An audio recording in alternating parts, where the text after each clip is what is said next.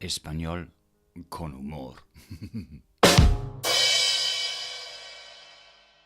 Dinosaurio.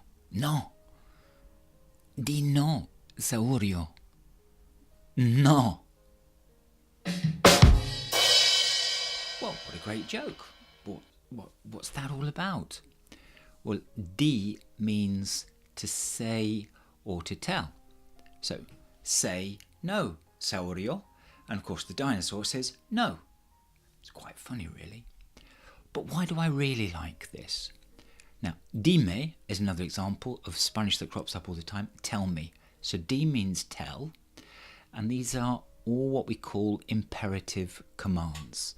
So di is the irregular imperative command from the irregular verb decir, to say or to tell.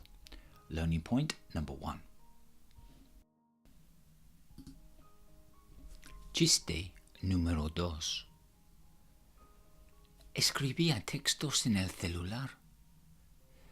Escribía textos en el celular.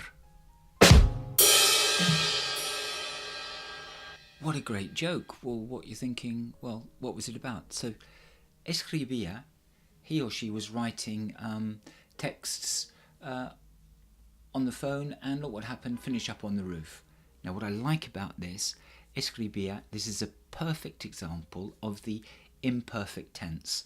He or she was writing. Ahora, chiste número 3.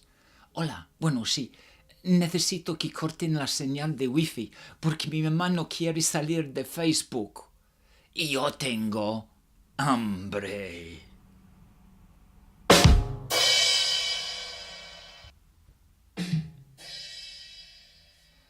Well, why have I got all excited about that? I suppose it's yo tengo hambre. That's what's got me excited, because tengo hambre means I'm hungry, and this poor young man can't be fed because his mum's on Facebook, so cut the Wi-Fi off. And here's a little bonus tip.